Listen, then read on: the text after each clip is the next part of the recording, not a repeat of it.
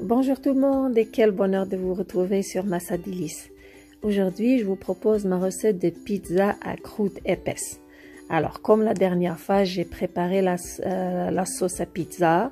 Donc, aujourd'hui, je vous prépare la pâte à pizza à croûte épaisse.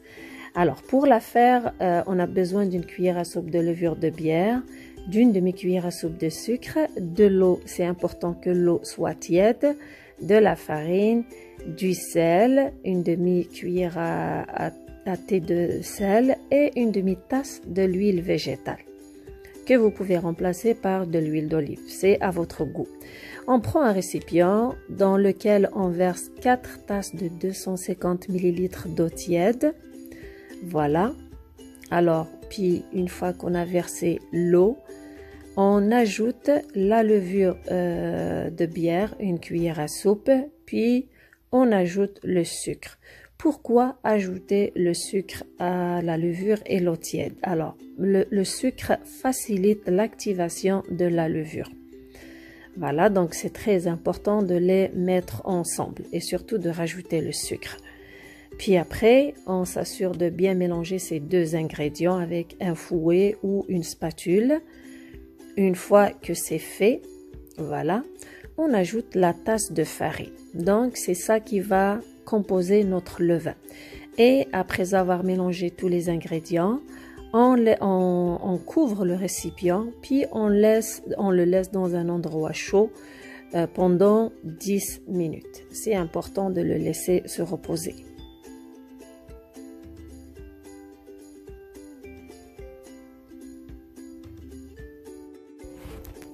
Voilà, une fois qu'on a notre levain, après 10 minutes de repos, maintenant on procède à ajouter le sel et l'huile végétale. C'est très important de les ajouter à ce moment ici. Donc, par la suite, on ajoute la farine petit à petit. Moi, en tout, j'ai ajouté 8 verres de 250 g de farine. On ajoute pour avoir une pâte ni trop ferme ni trop liquide. Il faut que ça soit une pâte collante qu'on laisse dans un coin chaud, couvert. On les laisse pour se lever pendant une demi-heure, 30 minutes.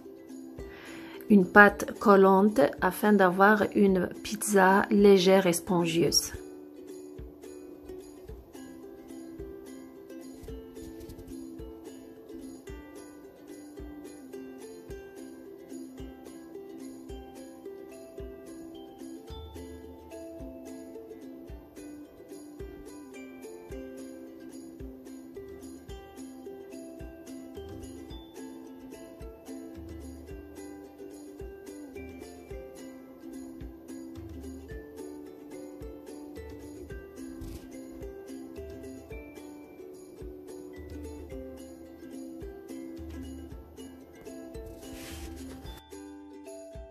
Voilà, après 30 minutes de repos, ma pâte elle a doublé de volume. Donc, comme vous remarquez, elle a doublé de volume, mais elle est toujours collante. Donc, à l'aide de la farine, je vais essayer de la décoller du récipient, puis de la mettre sur un plan de travail.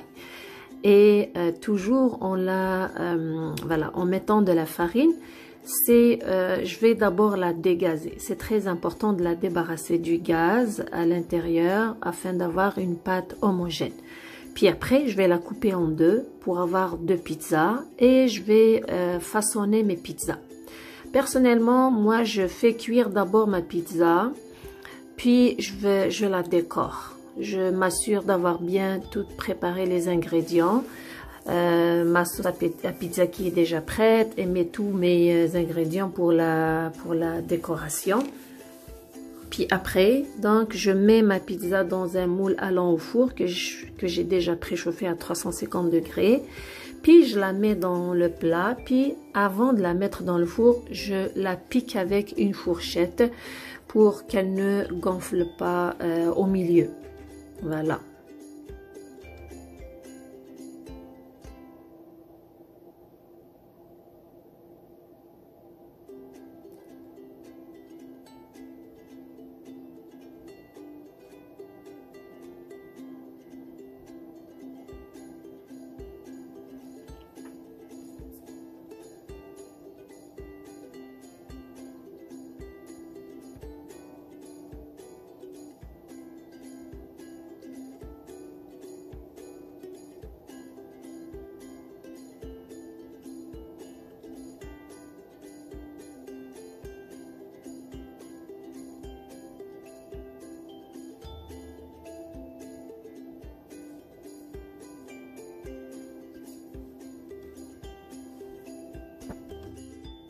Ok, ma première pizza, elle est déjà cuite. Regardez comment est-ce qu'elle est bien dorée en dessous.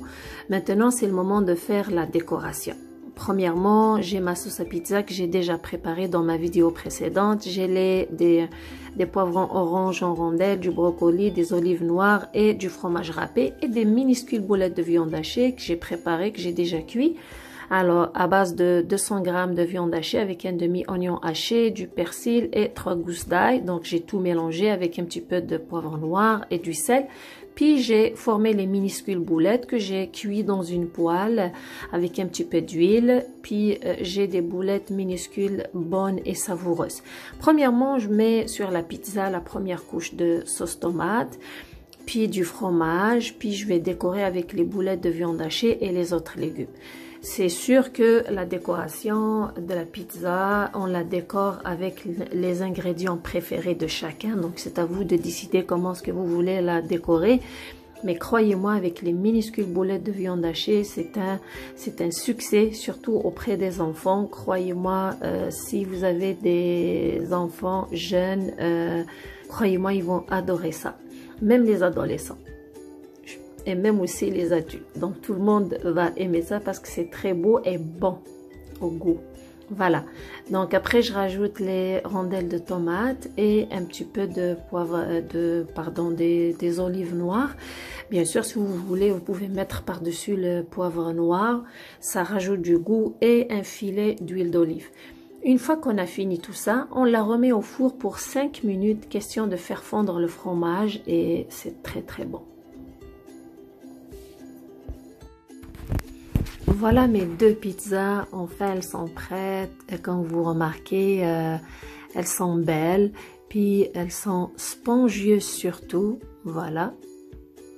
Comme vous voyez, elles sont spongieuses, puis légères, puis comme je vous ai dit, la décoration c'est à vous de choisir les ingrédients. Voilà, vous voyez comment elles sont spongieuses, puis voilà, je les ai accompagnées avec des frites. Puis c'est ça, elles sont savoureuses. Comme je vous ai dit, pour un maximum de goût, vous pouvez les arroser d'huile d'olive par-dessus. Ça rajoute du goût. Voilà, et c'est bon. Et bon appétit. Voilà, c'est fini pour aujourd'hui. Merci d'être avec moi et à la prochaine.